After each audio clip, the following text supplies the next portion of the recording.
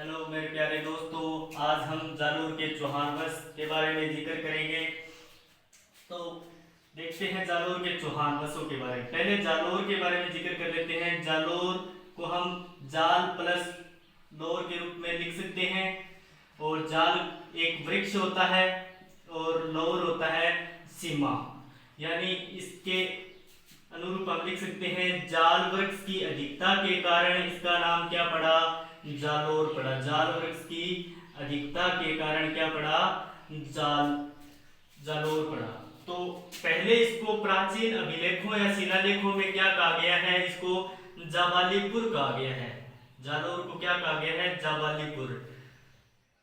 तो जाबालीपुर कहा गया है। तो इसको क्यों कहा गया था, क्योंकि यहाँ पर महर्षि हुए थे, एक महर्षि जाबाली।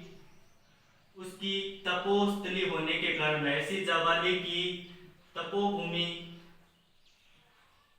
होने के कारण इसको क्या कहा जाता था, जाबालीपुर। और जाबाली के महर्षि जाबाली के पिता का नाम था जाबाल, और जाबाल के नाम पर इसका नाम रख दिया गया था जाबाली। और जाबाली की तपोभूमि होने के कारण इसको क्या कहा जाता था, जाबालीपुर। बाद में जाल वृक्ष की अधिकता होने के कारण और इसकी वृक्ष की अधिकता होने के कारण इसको क्या कहा जाने लगा, जालोर कहा जाने लगा। तो जालोर में जालोर दुर्ग के बारे में चर्चा कर लेते हैं हम। जालोर दुर्ग के अलग अलग नाम हैं। पहले इसके निर्माण के बारे में चर्चा कर लेते हैं। निर्माण नागभट्ट फर्स्ट ने करवाया था, नागभट्ट फर्स्ट ने। तो जालोर दुर्ग का निर्माण किसने कराया था, नागभट्ट फर्स्ट ने। और जालोर दुर्ग को अलग अलग नाम है, इसको सोनगिरी, सोनलगढ़, सुवर्णगिरी,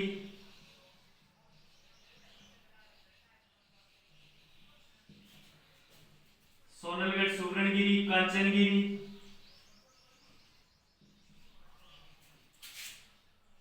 और सोनगढ़, इसके अलग अलग नाम हैं, ये इसके याद रखना है। तो जालोर दुर्ग के बारे में ये एक कहावत प्रचलित है, राई के भाव रात के, उसके बारे में हम फुल डिटेल से वैसे चर्चा करेंगे। तो जालोर दुर्ग के बारे में वो कहावत याद रखना। इसका निर्माण नागभट्ट फर्स्ट ने कराया था। इसका निर्माण सोनगिरी, सोनलगढ़, सुवर्णगिरी, कांचनगिरी और सोनगढ़ है। और इन्हीं नामों के वजह से इस यहाँ पर जो शासन हुआ, उस शासकों की जो वंश था उसको सोनगरा वंश कहा जाने लगा। कौन सा वंश हुआ, सोनगरा चौहान वंश,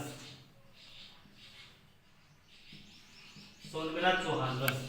तो यहाँ पर हम कह सकते हैं जालोर में वंश था चौहानों का, उसका नाम था सोनगरा चौहान वंश। तो हम सोनगरा चौहान वंश के बारे में हम फुल डिटेल से हम चर्चा करेंगे। अब बात करते हैं हम सोनगरा चौहानों के बारे में। तो पहले नंबर पर कीर्तिपाल आया था, एक नंबर पर आया था कीर्तिपाल। पहले हम डायरेक्ट कीर्तिपाल पर नहीं जाएंगे, कीर्तिपाल के बारे में पहले पृष्ठभूमि के बारे में पता करेंगे कैसे थे। तो इसके पिता का नाम था अलहन। इसके दो पुत्र थे अलहन के, एक का नाम था केलहन, तेज के केलहन भी मिलेगा आपको, और इस दूसरे का नाम था कीर्तिपाल। क्या नाम था, कीर्तिपाल। केलहन ने तो ये अलहन नाडोर पाली के थे, नाडोर पाली, ये तो नाडोर पाली के थे। केलहन ने तो क्या है कि नाडोर पाली का कार्यभार संभाल लिया था। लेकिन कीर्तिपाल है वो क्या जाते हैं, चित्तौड़ आते हैं। पहले कहाँ आते हैं, चित्तौड़। चित्तौड़ पर क्या करते हैं, अधिकार कर लेते हैं। चित्तौड़ में दो शासक थे। वैसे शासक का नाम हम चित्तौड़ के बारे में करते हैं। एक शासक था, उसका नाम था सामंत सिंह, उसका छोटा भाई था कुमार सिंह। कौन था, कुमार सिंह। तो क्या करता है कीर्तिपाल, यहाँ पर इस पर आक्रमण कर देता है, सामंत सिंह पर आक्रमण कर देता है। तो उस आक्रमण में क्या होता है कि इस आक्रमण में सामंत सिंह की क्या हो जाती है, हार हो जाती है, और कीर्तिपाल यहाँ पर विजय हो जाता है। तो जीत हो जाती है। तो चित्तौड़ पर अधिकार बच्चों किसका हो गया, कीर्तिपाल का हो गया। तो कीर्तिपाल यहाँ पर अब राज करने लगा। तो अब कुमार सिंह को यह बात अच्छी नहीं लगी कि कुमार सिंह ने फिर क्या किया, वापस इस पर कीर्तिपाल ने आक्रमण कर दिया, कीर्तिपाल पर आक्रमण कर दिया किसने? कुमार सिंह ने आक्रमण कर दिया जब कीर्तिपाल चित्तौड़ में ही थे। ये याद रखना, कीर्तिपाल उस टाइम क्योंकि अधिकार किसका था? कीर्तिपाल का था। इसको सामंत सिंह को तो हरा दिया था, तो सामंत सिंह को हरा दिया था, तो आक्रमण अब कुमार सिंह ने करने की ठान ली कि हम वापिस चित्तौड़ लेकर रहेंगे। तो फिर क्या किया कि आक्रमण में क्या होता है? कीर्तिपाल की क्या हो जाती है? हार हो जाती है और ये जीत जाता है। अब यहां से कीर्तिपाल है वो कहा जाता है सीधा सीधा जालोर आ जाता है। कहां आता है? जालोर। अब आगे की बात देखते हैं, यहां तक अच्छे से समझ में आ गया होगा। अब बात करते हैं हम आगे क्या होता है। कीर्तिपाल अब है जालोर में, तो जालोर में उस टाइम कुंतपाल चौहान थे। कौन थे? कुंतपाल चौहान। और हम बात कर लेते हैं एक सिवाड़ा की भी, और सिवाड़ा में थे लेकिन कुंतपाल चौहान नहीं थे, पवार थे, कुंतपाल पवार। और यहाँ पर थे वीर नारायण पवार। ये वही है वीर नारायण पवार जो जिसने सिवाड़ा दुर्ग का निर्माण करवाया था, वीर नारायण पवार। तो ठीक है, कुंतपाल पवार, किसी को परमार कहा जाता है, याद रखना, यहाँ पर भी परमार, इसके बारे में चर्चा करेंगे हम। अब क्या होता है? कुंतपाल पवार पर आक्रमण कीर्तिपाल कर देता है। यहाँ पर कीर्तिपाल है, मान लो कीर्तिपाल क्या कर देता है? आक्रमण कर देता है इस पर। कुछ दिन घेरा डाले रखता है और इसका एक मंत्री था जिसको हम दैया क्षत्रिय के नाम से था, ये दैया क्षत्रिय। इससे मेलमिलाप बढ़ा देता है कौन? कीर्तिपाल।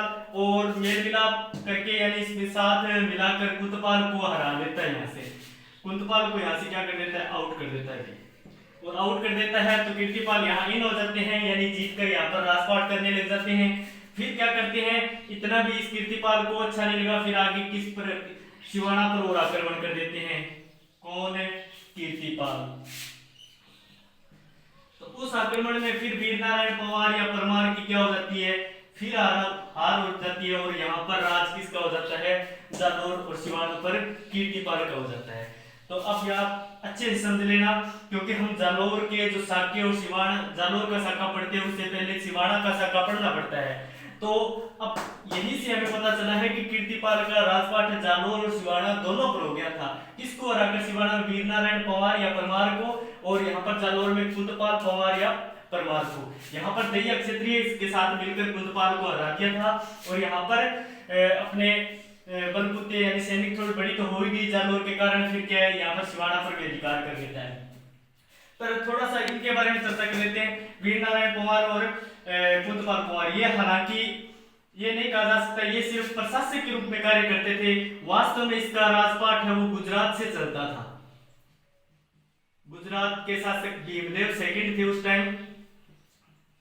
भीमदेव सेकंड ने यहाँ पर कुंतपाल पवार और परमार को और सिवाड़ा वीर नारायण पवार को कार्यभार संभालने के लिए दे रखा था। और हालांकि गुजरात के इन पर शासन भार है वो गुजरात का भीमदेव सेकंड के पास था। भीमदेव सेकंड ही संभालता था और इनको प्रशासन के तौर पर रख रखा था। तो यहाँ पर भीमदेव सेकंड की शक्ति कमजोर हो गई। और अब यहाँ पर ध्यान रखना, भीमदेव सेकंड वही है यहाँ पर इसी वर्ष में कीर्तिपाल में आएगा जिसकी शादी कीर्तिपाल की भीमदेव सेकंड की शादी करा देता है।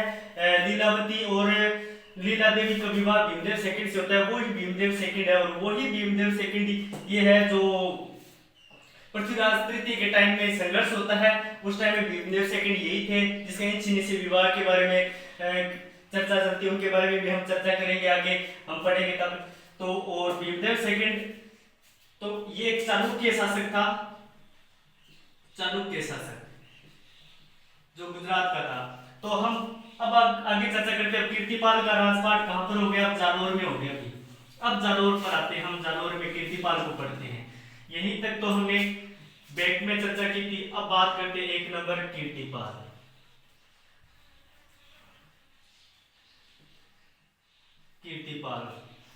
कीर्तिपाल को इसने 1181 और 1182 ये दो क्यों लिखे हैं?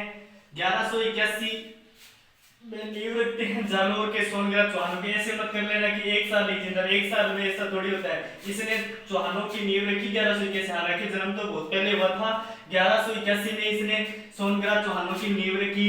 किसको मारकर भी? परमारों को परास्त कर, परमारों या पवारों को परास्त कर जालौर में। यहां से प्रश्न आता है, जालौर में सोनग्राह चौहानों की नींव रखी।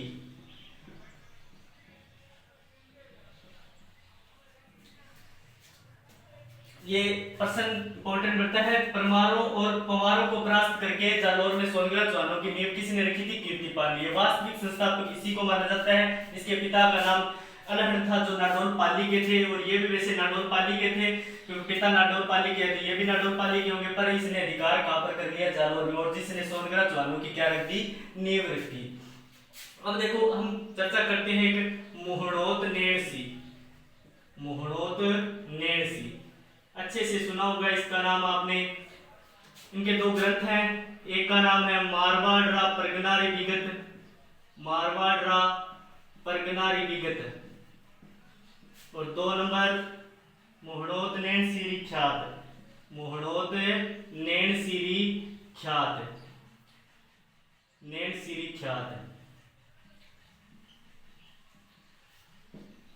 अब क्या होता है? मोहड़ोत नैणसी ने कीर्तिपाल को एक उपाधि प्रदान की थी। उपाधि का नाम है कित्तू एक महान राजा। किसकी उपाधि दे दी गई? कित्तू एक महान राजा की। याद रखना, किसको कित्तू एक महान राजा कहा जाता है। और इसके नाम भी अलग अलग है। कीर्तिपाल के नाम किरत भी कहा जाता था इसको, और कित्तू भी कहा जाता था, याद रखना, ठीक है। तो इसको कित्तू एक महान राजा की उपाधि मोहड़ोत नैणसी ने दे दी। अब देखो एक इंपॉर्टेंट बात है, मकराना, मकराना विलेख यानी नागौर, इसके अंदर इसको शैव धर्म, शैव धर्म का अनुयायी बताया गया है। और इसलिए इसने शैव धर्म से अनुयायी होने के कारण इसने एक मंदिर का निर्माण करवाया था, जिसका नाम था जांगलेश्वर महादेव का मंदिर। जांगलेश्वर महादेव जी का मंदिर, जी के मंदिर का निर्माण करवाया था। किसने? कीर्तिपाल ने। और बाद में इसकी 1182 में क्या हो जाती है? मृत्यु हो जाती है 1182 में। और ये मुस्लिमों से लड़ते हुए, कह सकते हैं हम, मुस्लिमों से लड़ते हुए वीरगति को प्राप्त हो गए। वीरगति को क्या हो गए? प्राप्त हो गए। तो कीर्तिपाल के बारे में इतनी इंपॉर्टेंट बातें हैं, तो आपको समझ में आई होगी। मैं आशा करता हूं आपको मेरी वीडियो ये बहुत अच्छी लगी होगी। और अगर अच्छी लगे तो लाइक करना, सब्सक्राइब करना। और आगे के में कीर्तिपाल के आगे के जो राजा है, शासक है, उनके बारे में मैं नेक्स्ट वीडियो में लेकर आऊंगा आपके लिए। आप अभी इतना रिवाइज कर लेना। आपको वीडियो एक बार समझ में आ जाए तो अच्छी बात है, वापस दोबारा देख लेना। ओके, धन्यवाद।